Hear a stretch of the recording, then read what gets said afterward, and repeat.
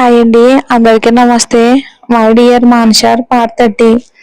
మీరా అలా ఎందుకు అడిగిందో అర్థమైన గోకుల్ మౌనం తాలిస్తే ఆమె బాధ అర్జున్ గురించేనని అర్థం చేసుకున్న స్నేహ నవ్వుతూ మీరా చేతులు పట్టుకుని, వదిన, అర్జున్ గారు ఆయన భావాలను భావోద్వేగాలను వ్యక్తపరచడానికి ఇష్టపడరు.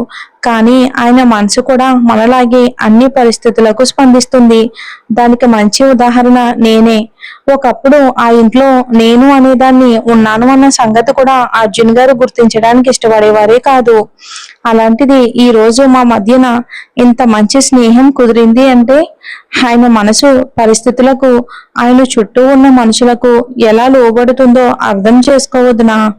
నువ్వు భయపడుతున్నట్టు ఆయనకి మీరు అక్కడికి రావటం ఇష్టం లేకపోతే ఆయన అంతటా ఆయనే ఇక్కడి వరకు ఎందుకు వస్తారు చెప్పు అని అడిగింది స్నేహ మీరాకి పరిస్థితిని వివరిస్తూ. స్నేహ మాటలు ముమ్మాటికి నిజం.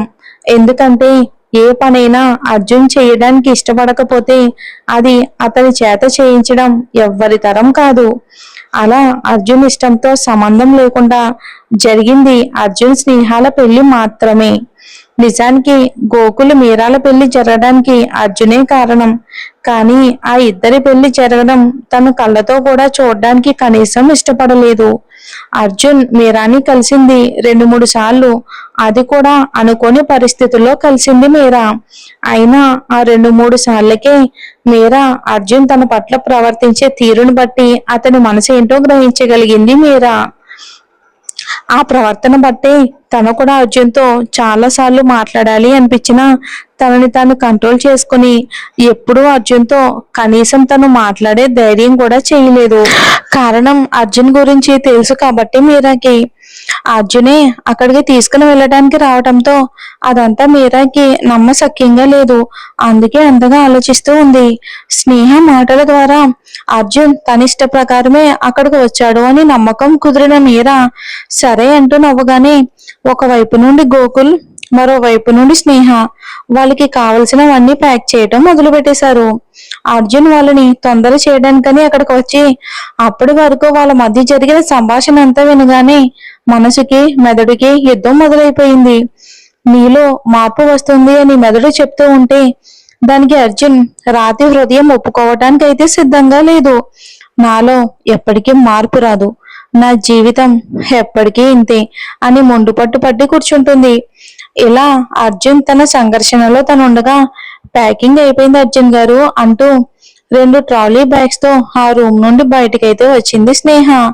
స్నేహాన్ని చూడగానే అర్జున్ కష్టంగా ఆమె నుండి చూపు తిప్పుకుని అక్కడ ఇంకా జాడలేని గోకుల్ మీరాలను ఉద్దేశించి వాళ్ళేరి ఇంకా రాలేదు అని అడిగాడు విసుగ్గా. దానికి స్నేహ, వాళ్ళు అన్ని క్లీన్ చేసుకుని ఫ్లాట్ అది లాక్ చేసుకుని వచ్చేస్తారు అర్జున్ గారు, మనం వెళ్దాం పదండి అని అంది. ఆమె ఎలా అనేసరికి అర్జున్ ఇంకేం మాట్లాడకుండా వెంటనే అక్కడి నుండి బయటకైతే వెళ్ళిపోయాడు.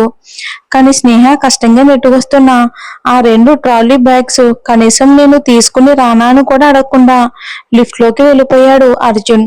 కానీ స్నేహకు లిఫ్ట్ అంటే ఉన్న భయం వలన లిఫ్ట్ లోకి వెళ్లే ధైర్యం చేయలేక చాలా కష్టంగా ఆ ట్రాలీ బ్యాగ్స్ 2 లిఫ్ట్ లో పెట్టి బయటకు వచ్చేసి, మీరు వెళ్ళండి అర్జున్ గారు, నేను మెట్ల మీద నుండి కిందకు వచ్చేస్తాను అని అనగానే అర్జున్ మారు మాట్లాడకుండా లిఫ్ట్ లో గ్రౌండ్ ఫ్లోర్ కి బటన్ ప్రెస్ చేశాడు. స్నేహకు అర్జున్ ప్రవర్తనలో మార్పు తెలుస్తున్నా అది దేనికో అర్థం కాక తొందరగానే మెట్లు దిగి కిందకైతే వెళ్ళింది. ఇక స్నేహ కిందకి వెళ్ళేసరికి అర్జున్ వెళ్ళిపోయాడు. అక్కడికి చేరుకున్న స్నేహ అర్జున్ని తీక్షణంగా చూస్తూ అతను ఎందుకో చాలా కోపంగా ఉన్నాడు అని అతని కళ్ళని చూడగానే అర్థం కావటంతో ఇంకేం మాట్లాడలేక ఆ బ్యాగ్స్ తీసుకుని తను కూడా కార్ దగ్గరికి వెళ్ళేసరికి గోకుల్ మీరాలు కూడా వచ్చేశారు.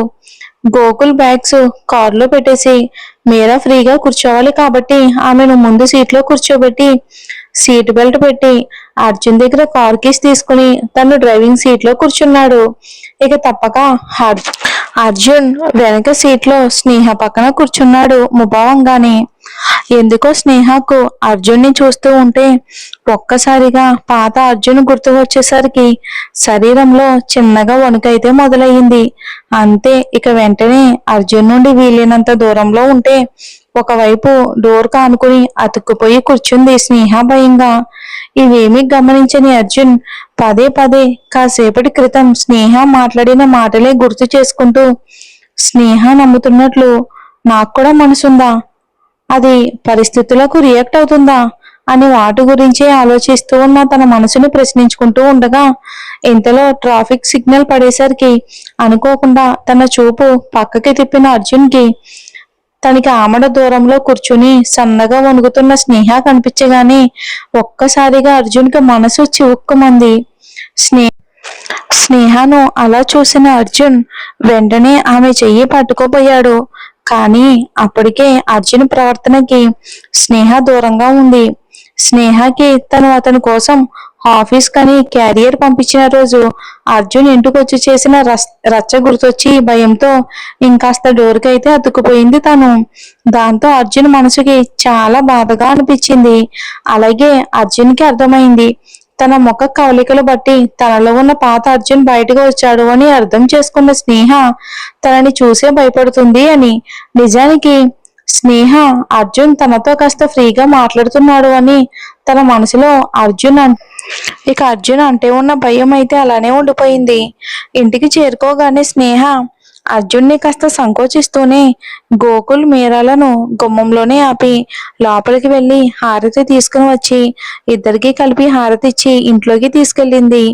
మొదటిసారి ఆ ఇంట్లో అడుగు పెడుతున్న మీరా సంతోషంగా గోకుల్ చేయి పట్టుకుని అడుగు పెట్టి వాళ్ళని చూసి సంబరపడుతున్న అశోక్ గారి కాలికి మొక్కబోయారు. కానీ ఆయన వాళ్ళని వద్దని ఇద్దరిని గుండెలకు హత్తుకున్నారు ప్రేమగా. అప్పటికే డిన్నర్ టైం అవడంతో స్నేహ ఆల్రెడీ వంట చేసేసి రెడీగా ఉంచడం వలన అందరినీ భోజనానికి పిలిచి వడ్డిస్తూ ఉంది. అందరూ స్నేహను కూడా వాళ్ళతో పాటే కూర్చోమని ఎంత బలవంతం చేసినా అర్జున్లో మార్పుని గమనించిన స్నేహ ఆ ధైర్యం చేయలేక వాళ్ళకి ఏదో సర్ది చెప్పి కష్టంగా ఆ పరిస్థితి నుండి తప్పించుకుంది. అటు అర్జున్ స్నేహ తనని చూసి అలా భయపడి తనకి దూరంగా ఉంటుంటే అర్జున్ మనసు ఏమాత్రం తట్టుకోలేకపోయింది. స్నేహ తన దగ్గర కూర్చుని భోజనం చేయటానికి కూడా భయపడేసరికి అర్జున్కి ముద్ద గొంతు దిగలేదు. కానీ కష్టంగా డిన్నర్ పూర్తి చేసి వెంటనే తన రూమ్కి వెళ్ళిపోయాడు. స్నేహ ఇప్పటి వరకు ఉన్న రూమ్లో గోకుల్ మీరాలు ఉండటంతో డిన్నర్ అవగానే కిచెన్ అంతా సర్దేసి తనకి తినాలి అనిపించక కింద నుండే అర్జున్ రూమ్ డోర్ క్లోజ్ చేసి ఉండటం గమనించి నెమ్మదిగా పైకి వెళ్ళి అతని పక్కన ఉన్న రూమ్ క్లీన్ చేయడం మొదలుపెట్టింది. నిజానికి ఇప్పుడు స్నేహ ఉన్న పరిస్థితిలో తనకి ఎలా అర్జున్ రూమ్ పక్కన రూమ్ లో ఉండాలి అంటే చాలా భయంగా ఉంది. స్నేహ కిచెన్ లో నిద్రపోవడానికి కూడా రెడీగానే ఉంది. కానీ తను అక్కడ ఉండడం అశోక్ గారు, గోకుల్, మీరాలలో ఎవరు చూసినా సరే బాధపడతారు అని ఎలాగో అయితే ధైర్యం తెచ్చుకుని ఆ రూమ్ క్లీన్ చేయడం మొదలుపెట్టింది. చాలా ఏళ్లుగా వాడకుండా ఉండడం వలన బాగా దుమ్ము పట్టేసి ఉంది ఆ రూమ్ అంతా కూడా. మొత్తానికి 2 గంటలు స్నేహ చాలా నీట్ గా ఉన్న రూమ్ ని చూసి మురిసిపోతూ కింద కిచెన్ దగ్గర ఉన్న తన బ్యాగ్ తెచ్చుకుని బెడ్షీట్ మార్చి బాగా అలసిపోవటంతో నీరసంగా బెడ్ మీదే కూర్చుండిపోయింది. ఇంతలో స్నేహ అన్న అర్జున్ పిలుపు వినబడగానే స్ప్రింగ్ లా లేచి కూర్చుంది భయంగా. స్నేహ భయపడుతూనే ఆ రూమ్ డోర్ వైపుకు చూసేసరికి షార్ట్ టీషర్ట్ లో ఉన్న అర్జున్ తన చేతులు కట్టుకుని డోర్కి ఆనుకుని షార్ప్గా తన వైపే అలా చూస్తూ ఉన్నాడు.